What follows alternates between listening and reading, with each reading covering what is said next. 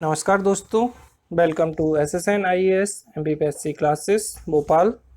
आज का हमारा टॉपिक है पॉलिटी पेपर 2 पार्ट ए के 3 मार्कर 15 क्वेश्चंस का डिस्कशन। इसके अंतर्गत हम 3 मार्कर क्वेश्चंस को देखेंगे। सबसे पहला क्वेश्चन हम देखते हैं, मिश्रित अधिकार, कंपोजिट राइट्स।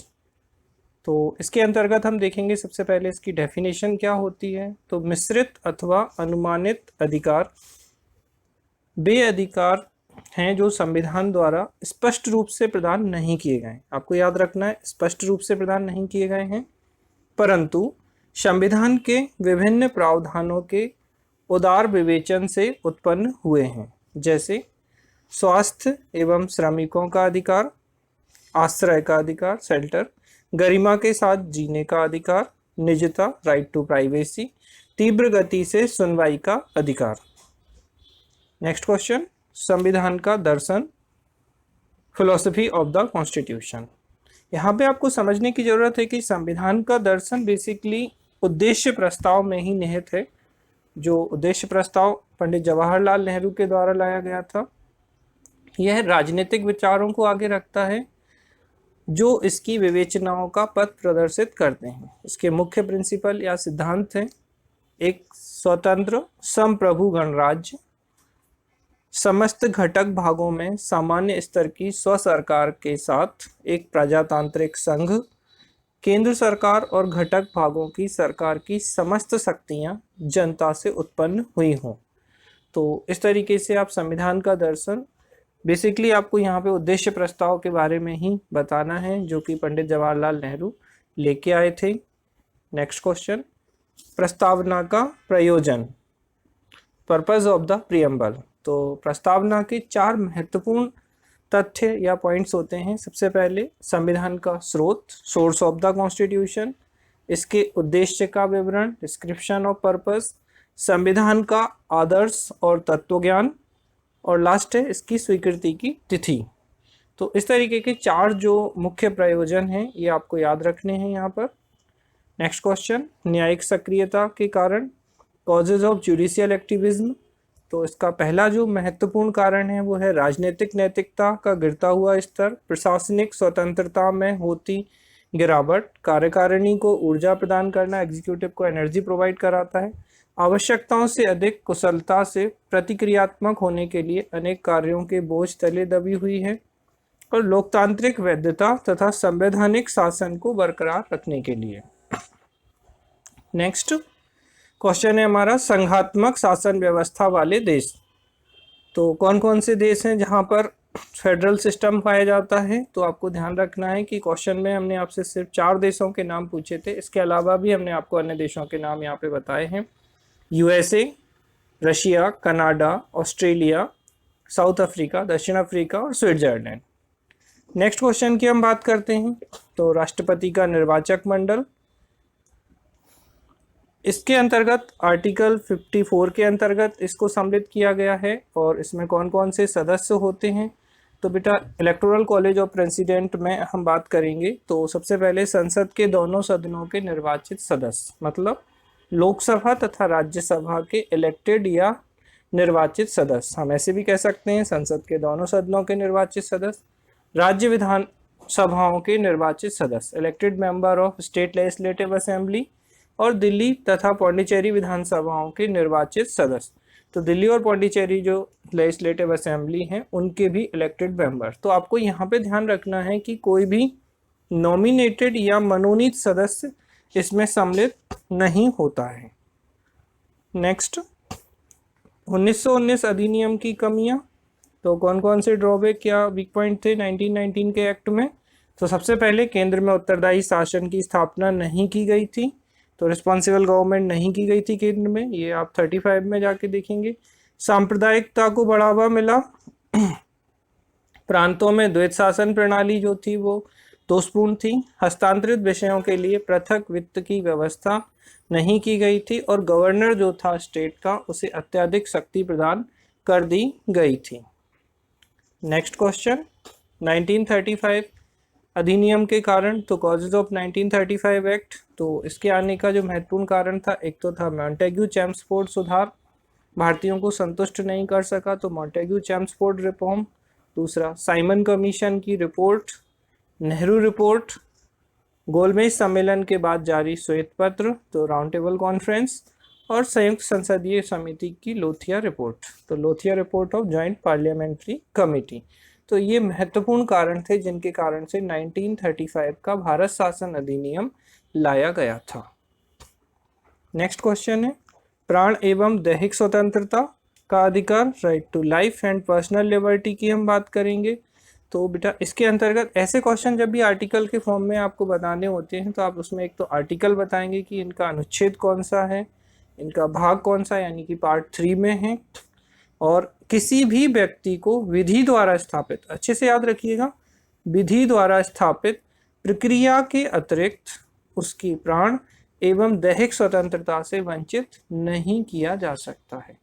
ये ऐसे राइट्स हैं, ऐसे फंडामेंटल राइट्स हैं जिन्हें आप इमरजेंसी या आपातकाल में भी निलंबित नहीं कर सकते हैं। तो no person shall be deprived of his life or personal liberty except according to procedure established by law। तो ये आपको अच्छे से ध्यान रखना है कि विधि द्वारा स्थापित प्रक्रिया के अतिरिक्त। नेक्स्ट क्वेश्चन सामाजिक न्याय संबंधी, तो सामाजिक न्याय संबंधी सिद्धांतों की हम बात करते हैं तो कौन कौन से न्याय सिद्धांत हैं। सबसे पहले हम यहाँ पे देखते हैं आर्टिकल 39। तो आर्टिकल 39 क्या कहता है, राज्य इस प्रकार का प्रबंध करेगा या करना है कि कर्मकारों और बालकों के स्वास्थ्य एवं शक्ति का दुरुपयोग ना हो। इसी के साथ आर्टिकल 39A, ठीक है, का भी कहते हैं हिंदी में, इंग्लिश में ए, समान न्याय एवं निःशुल्क विधिक सहायता, तो equal justice and free legal aid की बात की गई है यहाँ पर। फिर है आर्टिकल 41 अशक्त असहाय निराश्रित लोगों के लिए लोक सहायता।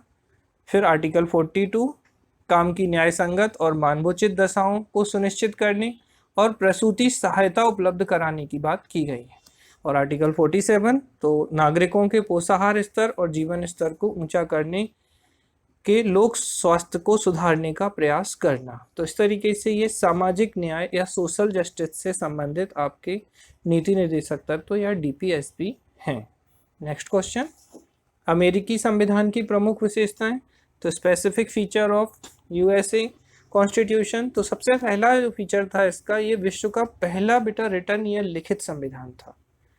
संविधान संघीय संविधान है, ये अध्यक्षात्मक प्रेसिडेंशियल फॉर्म ऑफ गवर्नमेंट है, राष्ट्रपति यहाँ पर कार्यपालिका का पूरे तरीके से हेड होता है। अगर हम भारत में देखेंगे तो राष्ट्रपति नाम मात्र के या नॉमिनल हेड होते हैं जबकि प्रधानमंत्री वास्तविक प्रमुख होते हैं। डुअल सिटीजनशिप, दोहरी नागरिकता, दोहरा संविधान, डुअल कॉन्स्टिट्यूशन, जुडिशियल रिव्यू को हमने अपने संविधान में लिया है। न्यायिक पुनरावलोकन को भारत और अमेरिका के संविधान की ये महत्वपूर्ण विशेषता है। Next question veto power of the president, राष्ट्रपति की वीटो शक्तियां, तो इसको लिखने के लिए हम कैसे स्टार्ट करेंगे, आर्टिकल 111 अनुच्छेद 111 के अंतर्गत है। पार्ट देखेंगे तो ये 5 में आता है। 3 प्रकार के वीटो हैं जो भारतीय राष्ट्रपति या इंडियन प्रेसिडेंट को प्रोवाइड किए गए हैं। सबसे पहले अत्यंतिक वीटो यानी कि एब्सोल्यूट वीटो, दूसरा है सस्पेंशन वीटो निलंबनकारी, और तीसरा जेबी वीटो या पॉकेट वीटो, ये इंडियन प्रेसिडेंट को दिए गए हैं। एक जो क्वालिफाइड वीटो या विशेषित वीटो जिसे हम कहते हैं, ये USA के प्रेसिडेंट या राष्ट्रपति को प्रोवाइड किया जाता है।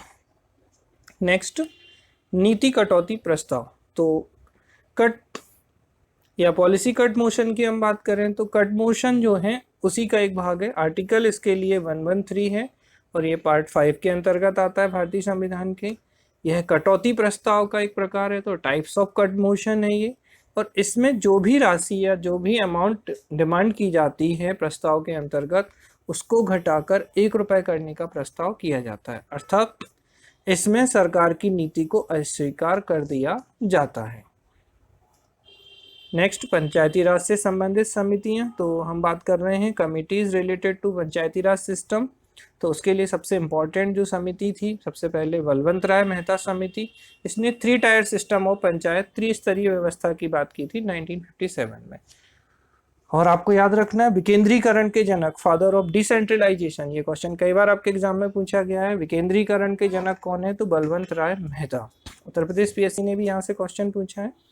नेक्स्ट अशोक मेहता, तो अशोक और मेहता दो शब्द हैं, तो आप याद रखिए द्विस्तरीय समिति की। और बलवंत राय मेहता में बलवंत राय और मेहता तीन स्तरीय तो त्रिस्तरीय। फिर जीवेकी राव समिति है 1985 और एलएम सिंघवी समिति 1986। लक्ष्मीमल सिंघवी समिति 1986। पंचायती राज संस्थाओं को संवैधानिक दर्जा, तो इन्होंने पंचायती राज संस्थाएं जो थी उसको कॉन्स्टिट्यूशनल स्टेटस प्रोवाइड कराने में सपोर्ट किया था।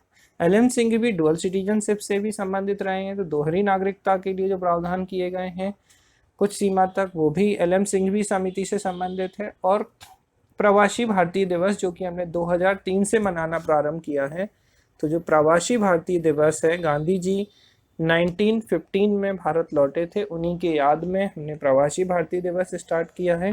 तो ये भी एलएम सिंघवी समिति की अनुशंसा पर किया गया है और 9 जनवरी को हर साल प्रवासी भारतीय दिवस मनाते हैं। बेसिकली ये 7 जनवरी से 9 जनवरी तक मनाया जाता है।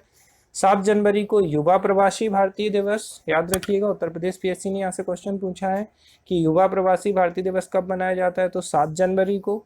और प्रवासी भारतीय दिवस 9 जनवरी को मनाया जाता है। नेक्स्ट क्वेश्चन है वयस्क मताधिकार, एडल्ट फ्रेंचाइज की बात करेंगे। तो वयस्क मताधिकार एक तो ये संवैधानिक अधिकार है, कॉन्स्टिट्यूशनल राइट है। आर्टिकल 326 अनुच्छेद 326 के अंतर्गत इसे रखा गया है। कोई भी भारतीय नागरिक जो 18 वर्ष या उससे अधिक का हो तो प्रत्येक व्यक्ति को मत देने का अधिकार प्राप्त है। सीधा कह सकते हैं 1 पर्सन 1 वोट, एक व्यक्ति एक मत की अवधारणा भारत के संविधान में दी गई है। भारतीय संविधान की ये महत्वपूर्ण विशेषता है, इंपॉर्टेंट फीचर है ये। आपको यहाँ पे अच्छे से ध्यान रखना है, मताधिकार और वयस्क मताधिकार दोनों बिल्कुल अलग हैं। तो मताधिकार जो है वो एक वैधानिक राइट है, जबकि वयस्क मताधिकार आपका संवैधानिक या कॉन्स्टिट्यूशनल राइट है, संवैधानिक अधिकार है। तो इस तरीके से बेटा हम लोगों ने 15 क्वेश्चन जो कि 3 मार्कर देखे, इनमें कौन कौन सी चीज़ें सम्मिलित की गई उनको हमने देखा। तो इससे संबंधित जो भी डाटा, जो भी पॉइंट्स आपको बताए गए हैं वो आपके डिफरेंट एग्जाम्स में काम आएंगे। ना सिर्फ ये मुख्य परीक्षा, इवन आपकी प्रीलिम्स में भी काफ़ी महत्वपूर्ण होंगे। Thank you very much.